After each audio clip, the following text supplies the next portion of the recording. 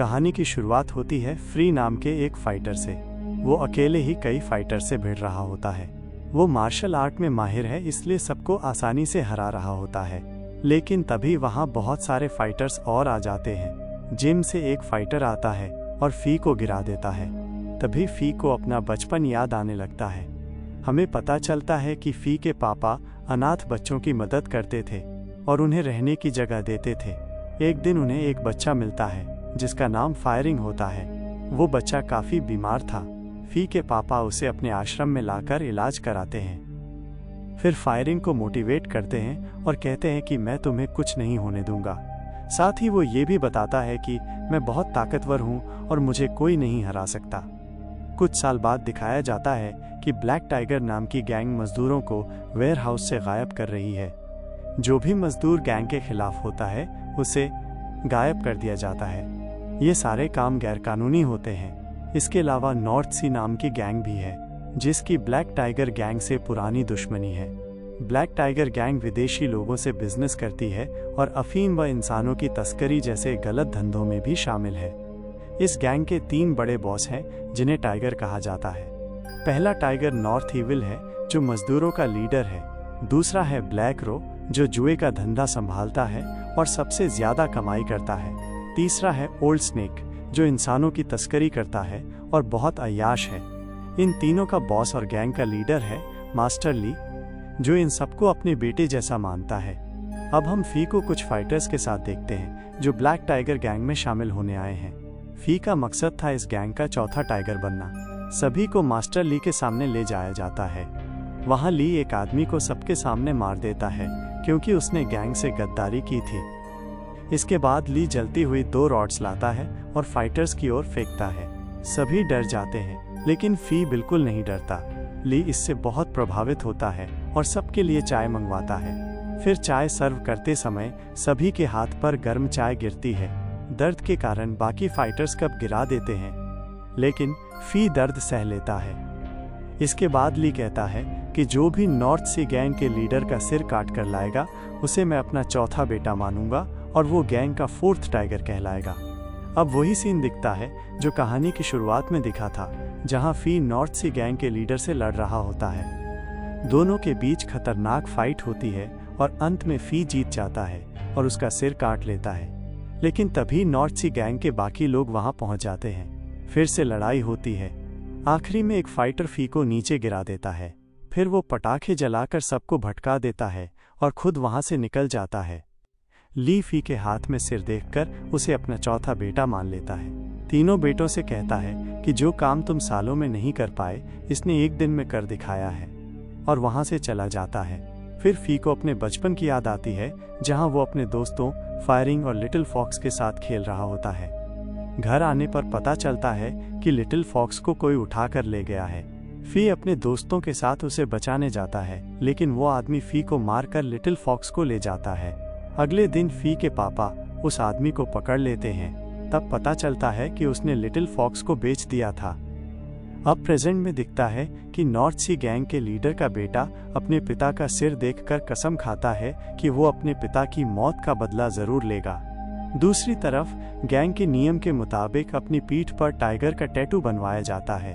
Tattoo artist उसे समझाता है कि गैंग का सारा पैसा एक लॉकर में रखा जाता है जिसकी 2 चाबियां होती हैं, एक सिल्वर और एक गोल्ड। एक सेट मास्टर ली के पास होता है और दूसरा सेट उन 2 टाइगर्स के पास जो गैंग को ज्यादा कमाई देते हैं, ब्लैक रो और ओल्ड स्नेक। रात में ली सबके सामने फी को अपना चौथा बेटा बनाता है। इस दौरान हम ऑर्फन नाम की गैंग को देखते हैं जो मजदूरों के लिए न्याय चाहती है और ब्लैक टाइगर गैंग से बदला लेना चाहती है। अब फी धीरे धीरे नॉर्थ सी गैंग के लोगों को खत्म करता है और उनकी जगह ले लेता है। वो अब एक खतरनाक टाइगर बन चुका है। फी अक्सर ऑर्किड नाम की एक महिला के पास जाता है जो उसकी अच्छी दोस्त होती है। एक दिन जब फी उसके यहाँ सो रहा होता है उसे एक सपना आता है जिसमें उसे लगता है कि लिटिल फॉक्स को शायद प्रोस्टिट्यूशन में डाल दिया गया है। इस वजह से वो बहुत दुखी होता है कि वो फी को पसंद करती है लेकिन फी उसे सिर्फ अपनी दोस्त मानता था। उसके पिता के दुश्मनों ने उनका अनाथ आश्रम जला दिया था। पिता ने सब बच्चों की जान बचाई लेकिन उस हादसे में उनकी जान चली गई। बने की खुशी में वो अपनी गैंग के साथ जश्न मना रहा होता है। तभी वहाँ नॉर्थ इविल आता है, जो इस बात से खुश नहीं था। फी की ब्लैक रो और ओल्ड स्नेक से अच्छी दोस्ती हो जाती है। यहाँ नॉर्थ व्हील को लड़ने के लिए उकसाया जाता है, लेकिन परफील खुद पर काबू रखता है। ये पता चलता है कि नॉर्थ और करो में भी बनती नहीं थी। ब्लैक रो नॉर्थ इविल का मजाक उड़ाता है, जिससे नॉर्थ इविल उससे लड़ने को तैयार हो जाता है। तभी ली वहाँ पहुँचता है और दोनों को डांटता है। इसके बाद हम फी के बचपन के दोस्त फिर और चुन को देखते हैं, जो अनाथ बच्चों का ध्यान रखते हैं और ऑर्फन गैंग चलाते हैं। यहाँ फिर चुन को एक ब्रेसलेट देता है, लेकिन चुन उसे वापस कर देती है। फायरिंग को चुन पसंद थी, लेकिन चुन को फी पसंद था।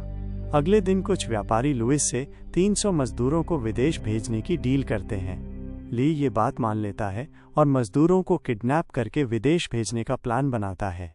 फिर ली से पूछा जाता है कि अगर मजदूर खुद जाना चाहते हैं तो किडनैपिंग क्यों? ली बताता है कि व्यापारी उन्हें हमेशा के लिए खरीदना चाहते हैं। लोई यू को ढूंढने के लिए कहता है, क्योंकि ली को लगता है कि वो अपने पिता का बदला लेगा। दूसरी तरफ फायरिंग और चुन को पता चलता है कि एक बच्चा बीमारी से मर गया है, जिससे वे दोनों बहुत दुखी हो जाते हैं और फी अपने पिता की मौत का बदला लेने के लिए उस आदमी के पास जाते हैं जिसने आश्रम में आग लगाई थी, लेकिन किसी और ने पहले ही उस आदमी को मार दिया होता है। फी के पिता का एक दोस्त वहां आता है, जो एक मक होता है। वो दोनों को अपने साथ ले जाके उन्हें मार्शल आर्ट्स की ट्रेनिंग देता है। वे सीखते हैं कि बदला लेने से बेहतर लोगों की रक्षा करना होता है। कुछ साल बाद उनकी ट्रेनिंग पूरी होती है और दोनों मिलकर एक गैंग बनाते हैं ताकि लोगों की मदद कर सके। फी ब्लैक टाइगर गैंग में मजदूरों को बचाने के लिए शामिल होता है। अब हम चुन को देखते हैं, जो लोगों के कपड़े सिलती थी। तभी और वहां आता है और उसे अपने कपड़े सिलने को देता है। चुन उसी सिलाई के बहाने फी को मैसेज भेजा करती थी, फिर उनके बैग में एक मैसेज रख देता है। फिर और चुन उस मैसेज को देखते हैं जिसमें लिखा होता है कि ओल्ड स्नेक के पास सोने वाली चाबी है। अगली सुबह फैन गैंग एक प्लान बनाकर ओल्ड स्नेक से चाबी छीन लेते हैं। ओल्ड स्नेक अपने लोगों के साथ चुन का पीछा करता है और उसे पकड़ लेता है। तभी फिर और उसके साथी आकर ओल्ड स्नेक पर हमला करते हैं और उसे मार देते हैं। इसके बाद वे चाबी की कॉपी बनाते हैं और असली चाबी उसकी जेब में वापस रख देते हैं। रात में ली को पता चलता है कि ऑर्फन गैंग ने ओल्ड स्नेक को मार डाला है, लेकिन चाबी उसकी जेब में देखकर वो शांत हो जाता है। अब मास्टर चाबी की जिम्मेदारी नॉर्थ इविल को सौंप देता है। इसके बाद फी बिग टूथ के साथ कैंपिंग करता है, जहां वो बार बार पैसे हारता है। वो गैंग मेंबर से उधार मांगता रहता है, लेकिन अंत में उसे पैसे देने से मना कर दिया जाता है। करो उसे 50 चांदी के सिक्के गिफ्ट करता है, लेकिन बर्फी 300 सिक्कों की मांग करता है। इससे ब्लैक रो को गुस्सा आ जाता है। तभी उसे सोने की चाबी दिखती है, जो कि असली की कॉपी थी। फिर बताता है कि उसने नॉर्थ इविल के आदमी को ये कॉपी बनाते हुए देखा था, इसलिए उसने चाबी छीनकर उसे मार डाला। फी का प्लान ब्लैक रो और नॉर्थ इविल को आपस में लड़ाने का था। ब्लैक रो को लगता है कि ओल्ड स्नेक को नॉर्थ इविल ने ही मारा होगा, इसलिए अब वो फी से मिल जाता है। दोनों मिलकर गैंग का खजाना देखने जाते हैं। ब्लैक रो खुश होता है क्योंकि उसके पास अब दोनों चाबियां होती हैं। रात में वो मछली पकड़ने जाता है, जहां फिर भी होता है। फिर उसे मछली देता है और कहता है कि बड़ी मछली फंस चुकी है। अब किड ड्रेस लौटाने आती है, जिसमें फी के लिए एक मैसेज और गहने होते हैं। चूंकि फी चुन को पसंद करता है, तो किड चुन से झूठ बोलती है कि फी उसके कपड़े फाड़ देता है। इस बात से नाराज होकर चुन फी से मिले बिना ही वहां से चली जाती है। फी मैसेज पढ़ता है, जिसमें लिखा था कि वे लोग अगले दिन अपना काम शुरू करेंगे। ली फी को अपने हथियार दिखाने ले जाता है। वो बताता है कि ओल्ड स्नेक की मौत के बाद उसे शक है कि कोई उसके खिलाफ साजिश कर रहा है। तभी उसके लोग वहां आते हैं और लड़ाई शुरू हो जाती है। ली भी मार्शल आर्ट्स में माहिर होता है, इसलिए वो दुश्मनों को जल्दी काबू कर लेता है। वहीं फी और यू के बीच फाइट होती है, जिसमें यू भारी पड़ रहा था। तभी और भी लोग आ जाते हैं और ली उनसे लड़ने लगता है। यू लगातार फी पर हमला करता रहता है। तभी ली उसे बचा लेता है और फी मौका देखकर उसका हाथ काट देता है। इसके बाद वो तलवार पकड़ लेता है। वेयरहाउस को आग लगा दी जाती है। ली के लोग डिग्री को देख लेते हैं और उसका पीछा करने लगते हैं। वहीं दूसरी ओर ब्लैक रो भागते हुए उन्हें देख लेता है और उनका पीछा करता है। यह मास्टर को कुछ समझ नहीं आता, तो फी इस मामले को सुलझाने के लिए वहां से चला जाता है। इसके बाद हम फायरिंग को उन लोगों से लड़ते हुए देखते हैं, लेकिन ज़्यादा लोगों की वजह से फरेरी वहाँ फंस जाता है और वो लोग उसे पकड़ लेते हैं। उधर ब्लैक रो चुन का पीछा करते हुए एक घर में पहुँचता है, जहाँ फी अपने लोगों के साथ पहले से ही उसका इंतज़ार कर रहा होता है। यहाँ पता चलता है कि चुन के माता पिता को ब्लैक रो ने मारा था। अब वो सभी मिलकर ब्लैक रो को मार देते हैं और उससे दोनों चैंपियन छुड़ा लेते हैं। इसके बाद फी चुन को बताता है कि वो भी उससे प्यार करता है और अगले ही दिन फिर कुछ बात बता देगा। चुन उससे ऑर्किड के बारे में पूछती है तो वो बताता है कि ऑर्किड सिर्फ उसकी दोस्त है। अब जैसे ही फी ब्लैक टाइगर के हेडक्वार्टर में जाता है तो देखता है कि उन्होंने फायरिंग को पकड़ लिया है। मास्टर ली से कहा जाता है कि उसका खजाना चोरी होने वाला है। ये सुनकर ली अपने लोगों के साथ बाहर चला जाता है। तब हम देखते हैं कि चुन सभी गरीबों के साथ मिलकर खजाने की चोरी कर लेती है। यहाँ फी फेरी को बचाने के लिए कहता है, लेकिन जी फिर उसे ऐसा करने से मना कर देता है। असल में फायरिंग नहीं चाहता कि ली को फी की सच्चाई का पता चले, क्योंकि उनका मिशन अभी पूरा नहीं हुआ था। वो उसे बचाना चाहता था, लेकिन तभी वहाँ ली अपने लोगों के साथ आ जाता है, जो फी को फेरी की जबान काटने को कहता है। लेकिन तभी गैंग के लोग किसी की बॉडी लेकर बॉडी चेक करने पर उन्हें ब्लैक रो की छाती पर नॉर्थ सिविल की छड़ी का निशान दिखाई देता है, जिससे लगता है कि नॉर्थ सिविल ने ब्लैक रो को मारा है। असल में फी ने नॉर्थ सिविल की छड़ी की नकल बनाकर वो निशान छाती पर लगाया था। नॉर्थ सिविल ली से कहता है कि उसे फंसाने के लिए ऐसा किया गया है और गुस्से में आकर फायरिंग को सब कुछ सच बताने को कहता है। जी पर शायरी उसके कान में कुछ कहता है और फिर फायरिंग की तलवार के पास लाकर कैटलेट करता है, जिससे फायरिंग की वहीं मौत हो जाती है। अब सबको लगता है कि नॉर्थ सिविल ने जानबूझकर फायरिंग को मारा, लेकिन हुई को अभी भी शक होता है कि इन सब के पीछे कोई और है। यहाँ फेरी की मौत से दुखी होकर फी उसके साथ बिताए अच्छे दिनों को याद करता है। इसके बाद हम फी को ऑर्किड के पास देखते हैं। वो बहुत रोता है और ऑर्किड को फेरी की मौत के बारे में बताता है। फी को समझ नहीं आ रहा था कि अब फायरिंग के बिना वो 300 मजदूरों का पता कैसे लगाएगा।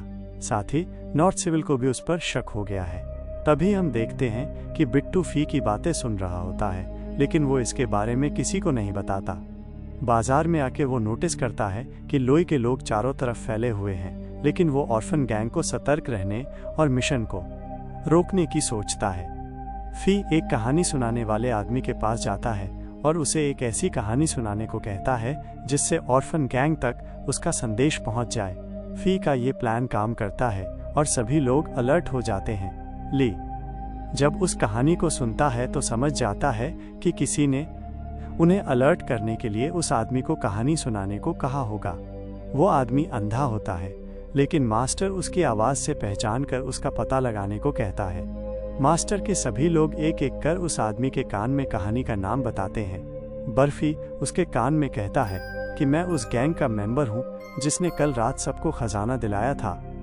यह सुनकर अंधा आदमी मास्टर को फी की सच्चाई नहीं बताता। इसके बाद हम नॉर्थ इविल को देखते हैं, जो अपनी सुरक्षा बढ़ाकर मसाज करवा रहा होता है। तभी ऑर्किड अपनी साथी के साथ वहां आती है और नॉर्थ इविल से मिलने की बात करती है। मार्केट में नॉर्थ सिविल से मिलकर वो फी की सारी सच्चाई बताती है और कहती है कि वो अपना भविष्य सुरक्षित करना चाहती है, इसलिए वो उसके पास आई है और यही वो लड़की है जिसके बारे में फी हमेशा बात करता था। इसके बाद नॉर्थ इविल उसके साथ रोमांस करता है, लेकिन ऑर्किड मौका देखकर उस पर हमला करती है, मगर वो उसे पकड़कर मार देता है। इसके बाद मार्केट में शादी की बात होती है जो चुन से हो रही होती है। जैसे ही नॉर्थ आता है, चुन उसे जान से मार देती है और वहां से भाग जाती है। यहाँ पता चलता है कि ऑर्किड ने फी के लिए ही नॉर्थ इविल को मारने का फैसला लिया था, क्योंकि वो हमेशा फी के दिल में रहना चाहती थी। दूसरी ओर फी को मजदूरों की लोकेशन पता चल जाती है। जब वो चुन के साथ होता है तो चुन उसे ऑर्किड की सारी सच्चाई बताती है, जिसे सुनकर फी की आंखों में आंसू आ जाते हैं। अगले दिन फी अपने लोगों को इकट्ठा कर ली से लड़ने की बात करता है। फिर सभी लोग पूरे शहर में ली की सच्चाई के बारे में बताना शुरू कर देते हैं, जिससे सभी लोग ली के खिलाफ हो जाते हैं। तब ली ऐलान करता है कि जो भी फी को मारेगा वो उसका गोद लिया हुआ बेटा बन जाएगा। इसके बाद ली के लोग पूरे शहर में घूमकर लोगों को मारने लगते हैं। तभी हम फी को देखते हैं, जो अपने साथी को बचाकर ले जा रहा होता है। वो उसकी मदद करता है और गैंग के खिलाफ लड़ाई करता है। इसके बाद फी अपने साथियों के साथ जाकर मजदूरों को आज़ाद करता है और फिर सभी मजदूर ली के पास जाकर आंदोलन करने लगते हैं। तब फूल ली से कहता है कि अगर उनके बीच लड़ाई हुई तो कई लोगों की जान जाएगी, इसलिए उसने फैसला किया है कि सिर्फ वो और ली आपस में फाइट करेंगे। ली इसके लिए मान जाता है। फाइट शुरू होने से पहले फी रूम में आग लगाता है और फिर दोनों की फाइट होती है, जिसमें मास्टर ली फी को बुरी तरह मारता है, लेकिन बाद में फूल हुई पर भारी पड़ता है और उसे नीचे गिरा देता है। फूल हुई का हाथ पकड़कर उसे बचाना चाहता है, लेकिन ली उसकी मदद लेने से इनकार कर देता है और नीचे गिरकर मर जाता है। इसके बाद फी एक अनाथ आश्रम खोलता और अपने पिता का सपना पूरा करता है। यहीं पर यह मूवी खत्म हो जाती है। ये तो थी सिर्फ एक कहानी, लेकिन ऐसी कई और कहानियां इंतजार कर रही हैं आपको चौंकाने के लिए। सब्सक्राइब करें और तैयार रहिए, क्योंकि अगली बार कहानी और भी गहरी होगी।